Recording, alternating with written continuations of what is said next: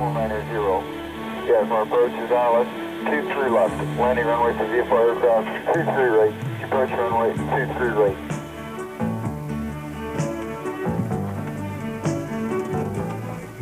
Dr. Green? Yes. Hi. I'm sure you don't remember me. I'm Ann Clark. I was at the seminar and selection interviewing at Marco last month. I do remember you. Oh, I'm sorry. I do remember you. You're a supervisor, and you sat on the side. Right. Well, I just wanted to say hello and tell you how helpful that was for me. Good. I'm glad to hear that, but I have a question for you. Oh. What's the most important thing that you learned in the class? Oh, the most important thing I learned was that a candidate's past behavior is the best predictor of future behavior. And now I know to focus my interviews on drawing out specific job-related examples of past behavior. Great. You got the key idea of the whole class. Flight 302 is now boarding at gate 27 on the C concourse. Yeah, that's my flight. But I got a minute, Jack. Look, I know we've got a problem with turnover. But I think it's just a run of bad luck. I think losing 2 customer service managers in the last year is not bad luck, Will. Are you hiring the right people for the job? Oh, come on, Jack, that's not it. I'm a good judge of character. Look, I've been regional sales manager long enough. I can usually tell when a guy walks in the front door whether he's going to be right or wrong for the job. I've seen him come and I've seen him go. But it's going at a faster rate down there this year, Will. Now, what are you planning to do about it? Well, I'm going to go out and hire a new customer service manager, that's what. What else can I do? Well, I think you could take a harder look at your interview. Final boarding at gate 27 for flight 302 to Chicago Yeah, O'Hare. yeah, I understand. Look, I'll check in with you first of next week, okay? Sounds good. You have a good trip. Okay. Are you going to Chicago on business? Yes, but ironically, I'm going there to be interviewed and not do the interviewing. Well, I hope they're well prepared for you. Yes. I just hope the people who interview me know about behavior-based interviewing. Well, Pardon me, please. Oh, certainly. well, I'm sure you will do well. Well, thank you. Nice to see you again. This is a pleasure. It's good to see you. Thank you. Bye-bye. Bye-bye.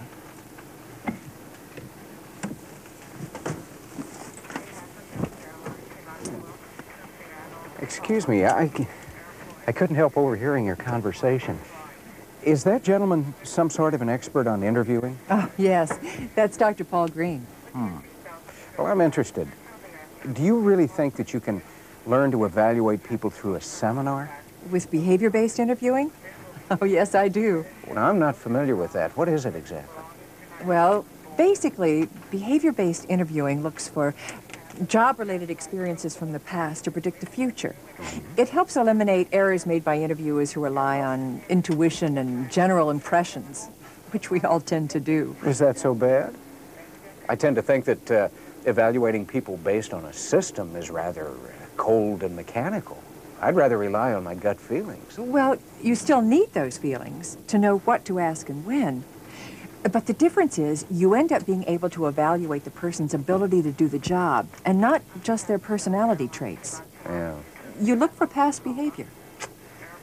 Well, I have to admit I haven't been batting 1,000 lately on judging ability to do the job. I just let a supervisor go that I thought was dynamite when I hired her. Tell me, Susan, if you could have the perfect job, what would it be? What really motivates you in your work? That's an excellent question. Frankly, I like a job with challenge and responsibility. I'm very good at handling difficult situations. I like to be able to make decisions and act on them. Excellent. Good. Very good. Well, I needed someone decisive and confident. And from everything she told me in that interview, I thought she'd be perfect for the job. Will the flight attendants please Well, take their seats? unfortunately, she was too decisive. Once she settled on a course of action, that was it. She was entirely too inflexible. But there's no way I could have known that from the interview. Maybe you could have. Too many interviewers make the mistake of asking hypothetical questions about the future. With behavior-based interviewing, I learned that how a person has handled a specific situation in the past is a better way to predict their future behavior. Yeah, I know what you're saying, but you can't tell me that just because a person does something one way in the past that they're going to do it exactly that way forever. Of course not. The past isn't an absolute predictor, but it is much more reliable than just gut feelings about the future. Let me show you what I mean. Suppose I wanted to interview this flight attendant for a job that required good public relations skills. Excuse me, would you like something to drink? Nothing for me, thank you. Okay. We're having a discussion, and I wonder if you could help us. Can I ask you a question? Sure. In your job with this airline, have you ever had a situation where a passenger has already had too much to drink and became obnoxious because they wanted more?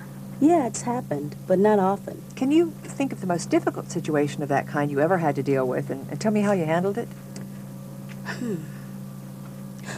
Well, a few weeks ago, there was a man who was well on his way when he got on board. Offering him coffee didn't work. I couldn't ask him to leave. He wanted a drink. But then I started talking to him, and I found out he was going to the Bears game. We talked about the season, and I got him calmed down. Then I told him I had to serve lunch and that I couldn't get the beverage cart out for a while. And I managed to put him off till we landed. Aha, good. You helped me make my point. Thanks. I see. She told me exactly what she did to handle a specific customer relations problem in the past. And that's a fair bet she'll do the same in the future.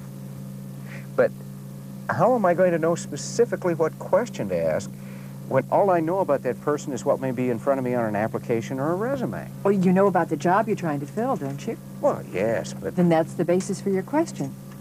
It takes some in-depth pre-planning, something I didn't do well before, but I've learned it pays off. Now, the first thing I do when I prepare for an interview is to study the job description carefully. Then I list the skills I need to evaluate in the interview. Let's see if I've got everything. The technical job skills are the tasks that are done on this job, like operating a CRT, typing, telephone. These are the things I want to review on the resume and the application. Then I'll want to ask some questions about them. Oh, but determining the performance skills needed for the job is tougher. Let's see. Performance skills, talking with customers, and presenting information verbally. Oral communication is a key for this job. The ability to follow policies and procedures is critical. Also, to relate and work closely with others. Interaction is important. And coping with stress, being organized, and being able to solve problems that come up are requirements for this job. There. I've got the technical job skills and performance skills listed that I need to evaluate in the interview. I suppose you ask the usual open-ended questions. You know, the only thing I've ever learned about open-ended questions is that you give the interviewee a chance to talk a lot. Well, I need open-ended questions that are tailor-made to get specific information. If the questions are too general or not well prepared, it just gives the interviewee a chance to ramble on. Yeah, that's a good point. I've had that happen. But can you really write in advance exactly what kind of questions you want to ask? I mean, don't you have to kind of ad-lib the questions based on how you read the situation with the interviewee? Most people can't. If I have a list of questions well written and prepared in advance, I can ask for exactly what I need to know. I understand. Well, can you give me some examples? I mean, what kind of questions would you write in advance? Let me think if I can remember some questions I asked in my last interview. Oh, okay. These won't be in exactly the order I asked them, but I'll try to get as close as I can. I was interviewing this young man for a customer service rep's position. So one thing I needed to explore was his ability to be tactful in communicating with customers, especially under difficult situations. So I asked this question. If you will, think of a problem person you had to deal with on your last job. Tell me exactly what happened and how you handled it. Oh, well, I can think of a real good example of that. There was this man who came in one morning, and he was very upset. Another question I asked was designed to find out about willingness to follow policies and procedures. Will you describe a situation in which you felt it might be justifiable to break company policy or alter standard procedure? Oh, yeah, that's happened. We have these forms that we fill out, and I thought they were a total waste of our time. Oh, what'd you do about it? Well, I just got the whole department to stop filling them out. And you know what? The boss didn't even notice. Oh. So I was right. They were a total waste of our time. I see. Planned open-ended questions to get examples of specific behavior related to skills needed for the job. But you know, not everyone is going to answer questions as quickly and willingly and as candidly as that guy did. That's true. You know, I remember when I was interviewing Susan, for example. Boy, there were some real awkward moments. I'd ask a question and she couldn't come up with an answer. I'd feel embarrassed for her, but all I could do to help her out was go on to the next question. Well,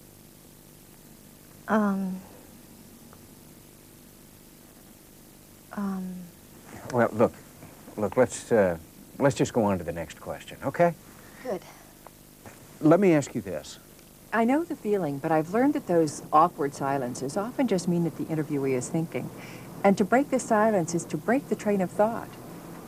That situation came up later in my interview with John. Give me an example, if you will, of a time when communicating with a customer was very difficult. Tell me how you handled it.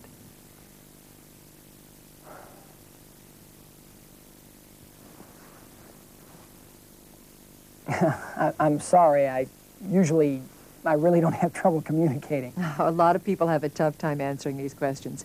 Take your time. Okay.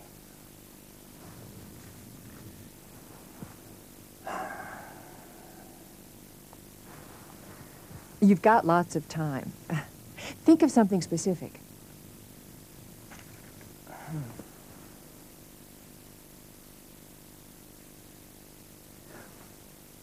You know, there was this one time... Well, no, that's not a good example. It's all right. You'll think of something.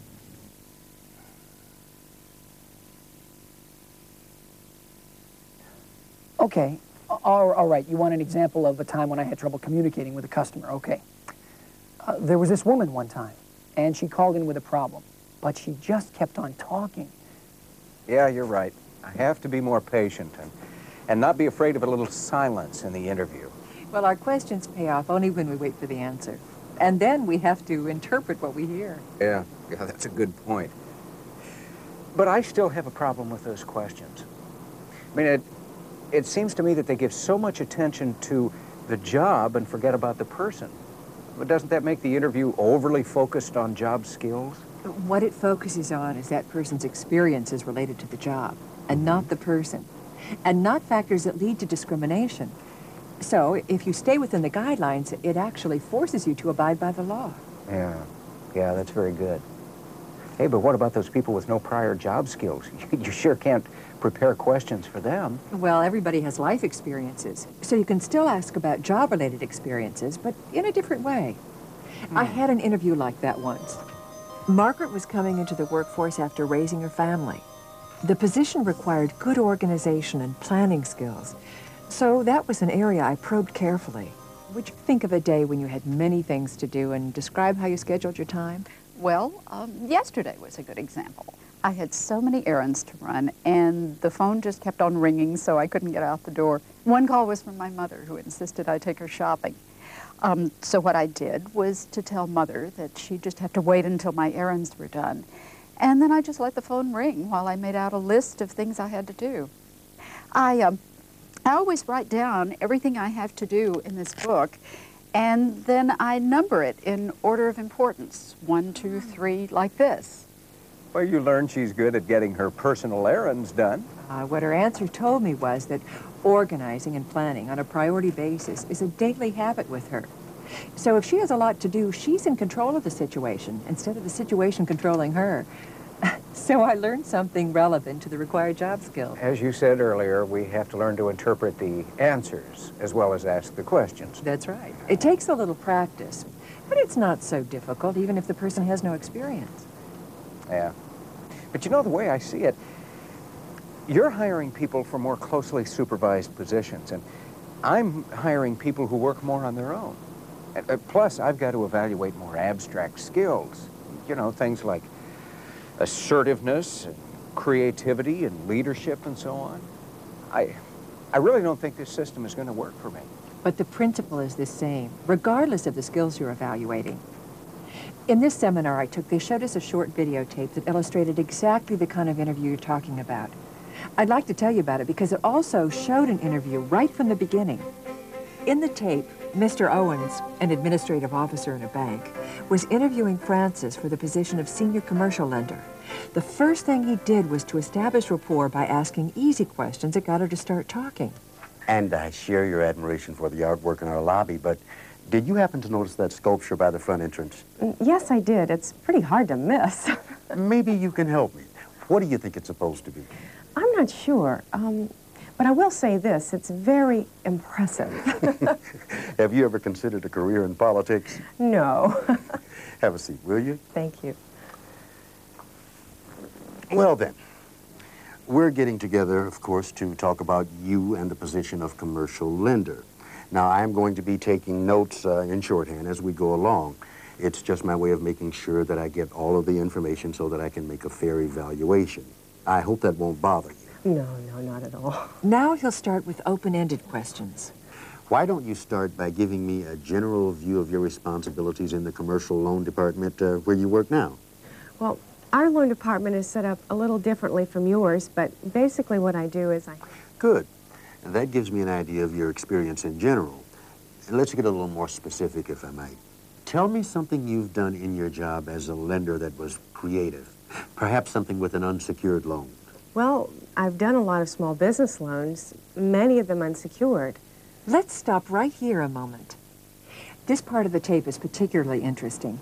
The interviewer asked for a specific example of past behavior. And what did he get? Meaningless generality. I've done a lot of small business loans, many of them unsecured. In the beginning of most interviews, generalities are typical. But if the interviewer persists and asks for specifics until he gets specific answers, let me tell you what can happen. But can you think of a specific unsecured loan that you've made and tell me exactly how you handled that in a creative way? Well, when I handled one recently for a small construction firm, I had to deal with the company president. He's a good contractor, but he's not very astute in financial matters. And just communicating with him was a creative challenge. That's often the case when dealing with a small firm, isn't it? If you will, play a little movie in your mind and tell me exactly how you handled that transaction. You mean exactly how I set up the loan? Well, as I recall, Mr. Williams, he's the president of DMI, was using most of his resources to cover a series of 6 90-day loans. Well, what I did was I put those out over 5 years, and that created more working capital for him. What happens next is really interesting. Tell me about a time when you had to make a quick decision that you were proud of. He's going to insist on a specific answer, so I better come up with one. His persistence on specifics conditioned her to respond correctly to upcoming questions. That's interesting. Of course, some people require persisting with a little more than one question. But in the videotape we saw, once the pattern was established, the interviewer was able to roll right along with lots of interesting open-ended questions. Can you remember any? That'd be especially interesting to me. I remember he drew a well-balanced picture of her ability to do the job. Let me see if I can remember. Okay. Tell me about a goal that you've set for yourself in the past and how successful you were in accomplishing it. You've heard the expression, being able to roll with the punches. Tell me about a time when you had to do that when dealing with a difficult person. When you had a job to do that was particularly uninteresting, how did you deal with it? What experience have you had with a miscommunication with a customer or fellow employee? And how did you solve the problem? Tell me about a time when an upper-level decision or policy change held your work up. Describe a situation on your last job where you could structure your own work schedule. What did you do? I can't think of any more right now, but that should give you an idea of how to formulate open-ended questions about past experience. Yeah, well, I understand what kind of questions to ask, but sometimes the answers can be a problem, too. You know, now when a candidate gets off the subject or he starts to ramble, I feel like I'm losing control of the interview. How do you handle that? I had that problem, but I learned there is a way to stay in control. You know, the person asking the questions is really the person in control. So I have plenty of questions to ask. That way, I can guide the interview whatever direction I choose. If you can get a word in edgewise to ask the question, sometimes that's tough to do. Yes, especially since we've all been taught it's rude to interrupt. But I found there is a good way. In this videotape I was telling you about. When Frances began rambling with her answer, Mr. Owens waited for a good opportunity, and then he just asked a new question to help her get back on track. So anyway, my brother said he just wasn't interested in that kind of an investment. You know, when I heard about it, I said, our bank would never have handled it that way. I was amazed that any bank would do that. Thank you, Frances. That is surprising and an interesting story. Now, I'd like to get back to your job experience. There's still a lot of questions I'd still like to ask, okay? Sure. What else? Well then, Frances, tell me about a time when... That's a good way to handle it. As soon as he started talking, naturally, she stopped to listen. But boy, you have to do that very tactfully. Oh, absolutely. Sometimes you don't even have to step in. Just asking the next question will keep you in control of the interview. Yeah, that makes sense. But then everything you've said so far makes sense. Doesn't intuition have anything to do with it? Oh, yes. Intuition should help you create better job-related questions, not to make decisions about who to hire. And your intuition can tell you when you're getting a one-sided picture of a candidate. That's why it's so important to ask for contrary evidence. Whoa, wait a minute. Contrary evidence? This crash course you're getting wouldn't be complete without an explanation of contrary evidence. Well, let me give you an example. In the interview I mentioned earlier, as I was asking John questions and interpreting his answers, I was getting a consistently poor picture of his ability to follow procedures. Well, so I got the part from stock myself, and I sent it directly to the customer without going through the normal distribution channels. And I must admit, my supervisor wasn't too thrilled about it. But you know, what the heck? I mean, I made the customer happy, didn't I? That wasn't the only indication he'd given me that he was too relaxed about procedure. And then I made a very human mistake. I asked him a question that was unconsciously designed to confirm what I'd already decided about him. Tell me about another time when you felt it was necessary to alter procedures to solve a problem. I didn't mean to, but do you see what I did? Look, I've done it myself. You helped him seal his own fate with that question, didn't you? That's right. Nobody's completely one way or the other. That's why we as interviewers have to make a conscious effort to seek contrary evidence when we feel we're getting a one-sided perception of a candidate. I should have asked John something like this. So, in your past job experience, tell me about a time when you stuck to procedure and company policy to solve a problem when it might have been easier or more immediately effective not to. I get it. Anytime you find yourself getting a negative picture of something, you should always look for something positive to balance it. Uh-huh. And vice versa. Vice versa? Well, for instance, that interview with Susan that you were telling me about. Yeah. You were so impressed by her decisiveness. I wonder what would have happened if you'd probed for contrary evidence in that interview. The captain has turned on the seatbelt sign. You know, it never occurred to me to look for a negative in her skills. I should have asked her something to give me a more balanced and realistic picture of her abilities. You've indicated to me that you can be decisive and cope with most situations. And that's excellent. But now I want you to tell me about a time when you felt you had a problem with decisiveness. How did you deal with that? Well, I don't think I've ever encountered a problem I couldn't handle. We both have to admit that nobody's perfect. So take your time. And I want you to tell me about a time when you felt you had to admit that there was a situation you couldn't handle. Well, I can think of one minor instance. In my last job, I had a disagreement with the delivery supervisor. He was wrong on this matter, and he refused to see it my way. Finally, I had to go over his head to get the problem resolved. You know, he never forgave me for that. That's interesting. You've given me so much to think about. First, I ask rapport-building questions. Then I ask open-ended questions about past, job-related experiences and insist on specific answers. I listen. I allow silence if necessary. I maintain control. I get contrary evidence. And finally, I evaluate. Does that cover it? I didn't mean to bend your ear the whole trip. No. I'm glad you did. It was very interesting and helpful. Oh, good. You live in Chicago? No, my family lives here, so I've decided to explore my own career possibilities. If I find the right job, I might decide to make the move. Oh, good. I think you'd like it. Good. Bye-bye. Good luck on your interviews. Oh, thanks. Bye-bye. Nice talking to you. Bye-bye. Yeah. I think I'm ready for the first interview. Mr. Haley? Oh my. Mr. Haley? What a surprise. So you're Ann Clark. Yes.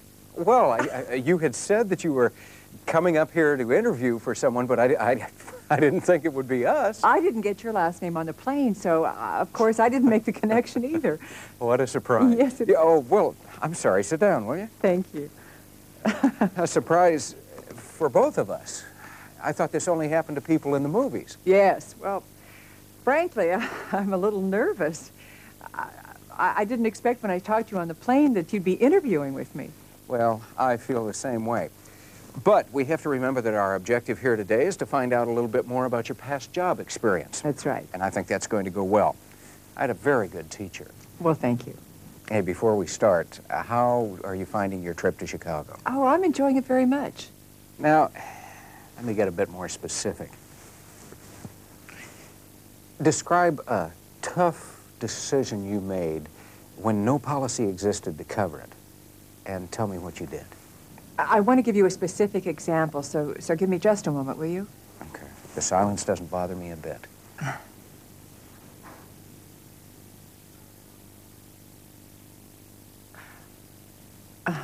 Last May, when I came in as supervisor, it had become Friday afternoon routine to bring in snacks for the whole department. Well, it got to the point where I felt the work was suffering, so I called everyone together and gave them my point of view. And they all agreed to confine Friday afternoon parties to the lunchtime. Well, it was a little... Well, that's a real positive in terms of your performance. But I need a more balanced picture. And that includes areas in which you feel you need improvement. I think you'll agree we all have areas where we need improvement. Yes, of course. Okay, so now, tell me about a time when you weren't successful in dealing with a tough decision you had to make. Describe a time when you had to communicate some unpleasant feelings to a supervisor. What did you do? Tell me about a time when you didn't communicate something unpleasant but should have. What was one obstacle you had to overcome in your last job? And how did you do it? Now, describe an obstacle in your last job that you were not able to overcome. Well, we've been talking for about an hour, Ann, and you've given me some very specific information. Just one more question. All right. Since interviewing is a very important part of the customer service manager's job, I'd like to review your interviewing experience in your present job. Okay.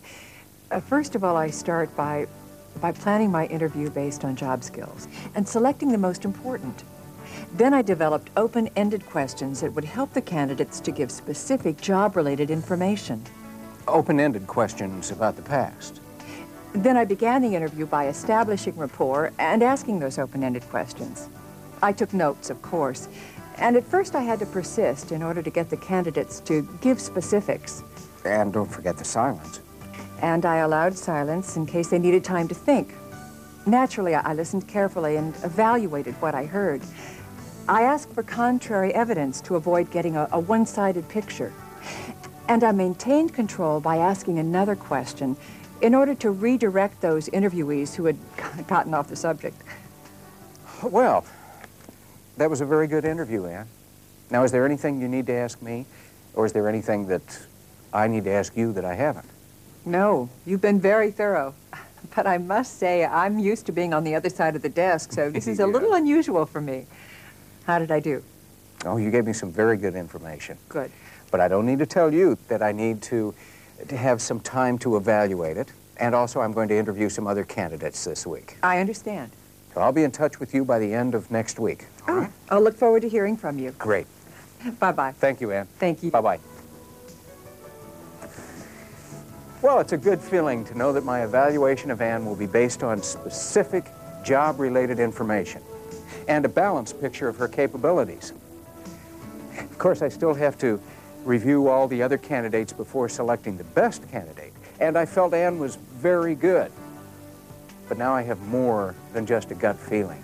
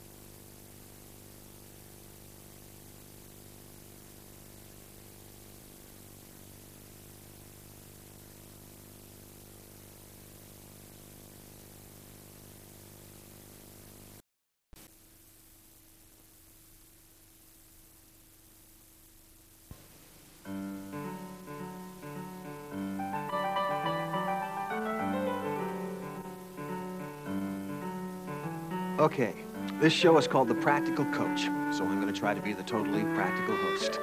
I'm going to jump right in and assume that if you're sitting there watching this, you're some kind of manager or team leader or somebody who has to get a bunch of other people to keep doing what they do well. And if that's true, I'm going to assume two things about you. Number one, you're a very busy person, so I promise I'm not going to waste a lot of time. And number two, you think it's fun to look at really big charts. And have I got one for you? Check this out. You recognize it? Well, you should. This is your life. See? There's all your goals over here, your relationships, your career, everything. And you've got your own measure of success over here based on how close you've come to reaching your goals. Check out your path over time. You're up, you're down. What's this here? You're all over the chart. Well, apparently you weren't afraid to try a few things. Anyway, it looks like you're still moving in the right direction towards your goals, and that's good. Nice work. But here's a question for you. Take a good hard look back at the ups and downs and loops in your life, the dead-end roads you took. Do you remember? So what turned you around? Well, chances are somebody was there for you. Somebody cared about you. Maybe somebody got honest with you. Now, to complete your chart, we really need to add another line. Let's call it your coach's line. All the special people who've helped or taught you. Maybe they just came in and out of your life for a little while. An encouraging word just when you needed it. A second chance to do it right. Or maybe they just gave you a chance in the first place. They believed in you. And for the most part, they let you choose your own path. They showed you a few shortcuts along the way and tried to steer you away from most of the dead ends. There may be people on your coach's line who have no idea that they helped you. But you remember them, don't you? We all owe those people in our lives a lot. Well, guess what? Now it's your turn, because this chart could also represent the lives of the people you lead at work. In their world, you're right there on the coach's line, moving alongside them, watching their ups and downs. And what you choose to say and do on a daily basis can have a major impact on their world. Major. And that's a big responsibility. But I'm here to tell you that if you take it on, it could be the single most rewarding thing you do at work. Now, I need to say that one more time. If you get serious about coaching, it could be the single most rewarding thing you ever do at work. Maybe even in life. Why? Because you'll matter. You'll have an impact on your world. And isn't that what we all want? From the day we're born, we want our actions to affect our world. The people you lead are no different than you. They need to know that what they do matters to you. And that's what coaching is all about. It's that simple. Coaching is the process of letting people know that what they do matters to you. So in the next few minutes, we're going to look at 3 different ways and 3 different times you need to do that. When you see someone doing great work, when you see someone doing poor work, and when you see someone on a dead-end road. Well, it gets more complicated as we go along, so let's start with the easy stuff. The good work.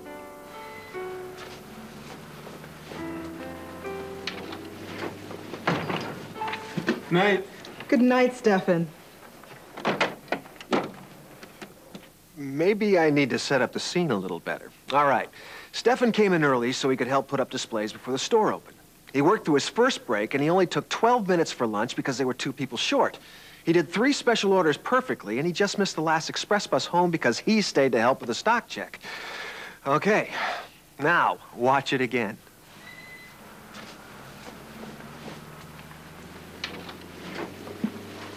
Good night. Good night, Stefan. Do you think he'll work that hard tomorrow? Well, I wouldn't. But he's a good guy. He'll show up on time, he'll do what he's told, and he'll go home. Or at least until he finds another job where his hard work matters to somebody. Now, let me show you the secret of keeping a good worker like Stefan. You have to open your mouth. Stefan's next boss was much better at that. Hey, Stefan, great job today. Now there's an open mouth. I think we must have set some kind of record. I want you to know, I really appreciate all those little things you do around here. You know how to use your head, and I like that. You wouldn't believe some of the losers we've had. So anyway, keep up the good work, okay? Unfortunately, as nice and as rare as it is to get any kind of slap in the back, Stefan has absolutely no idea what specifically he did right. But at least this coach was trying. Stefan knew that without a shadow of a doubt that at the end of the day, his hard work mattered in some great, big, giant, vague way. And that's a start. We'll take that. But why not spread it throughout the day? That's the secret of coaching good work. When you see it, say it. Have that in stock. Well, thank you. Oh, thanks for calling pencil pushers. All right, bye-bye. You got a nice sort of smile in your voice when you're on the phone. Where'd you learn that? Thank you. I appreciate it. There you go. Hopefully that paper works out for you. Thanks a lot. Receipts in the bag. A nice job. I like how you suggested extra paper to that customer. It saves him another trip. Thanks. Oh, hi. Night. Good night, Stefan. Hey, thanks for filling these out so completely. It really helps me out. No problem. See you tomorrow. See you then. Do you think Stefan had any doubts about what he did right that day? He went home feeling great. And what did the coach get out of it? Well, good work that gets noticed, gets repeated. So remember, never let good work go unnoticed. When you see it, say it. Unfortunately, good work doesn't last forever. Everyone has downs as well as ups. And when you're a coach, it's just as important that you never let poor work go unnoticed. Yes, but unless I have a specific date or billing number, Ma'am, what I'm trying to tell you, if you will just listen to me for a second, is that I have no way of helping you unless Hello? Goodbye. Robin. Yeah. Please tell me you don't talk to all of our customers like that. No. The conversation I just heard is completely unacceptable. You didn't hear her language. She was screaming at me. I can't do anything about her attitude. What I'm concerned with is yours. Would you want to be corrected in front of your friends? Not likely. So don't do it to the people you coach. The idea of when you see it, say it, only works when you're coaching good work. And when you're coaching poor work, the trick is to make it private and make it positive. First thing, get them alone or at least away. The sooner the better, but make sure it's private. Now the hard part, making it positive. Correcting poor work in a positive way is much more of an art than it is a science. There's no magic formula. It's all about good judgment and caring. In fact, let's be real clear about something right now. If you don't actually care about the person you're coaching, good luck. They can tell. At best, you might get away with some old, worn-out management technique. So, Sandy, what I hear you saying is that you feel our company would be better off without customers. Most people can smell management technique a mile off. So when it comes to making things positive, an honest check of your own attitude might be the best place to start. Are you correcting things for their success or yours? Are they doing it wrong or just differently than you would? Are you angry or irritated? If you're not in a completely positive frame of mind, stop and wait until you can be. Then proceed with caring. Hello? Goodbye.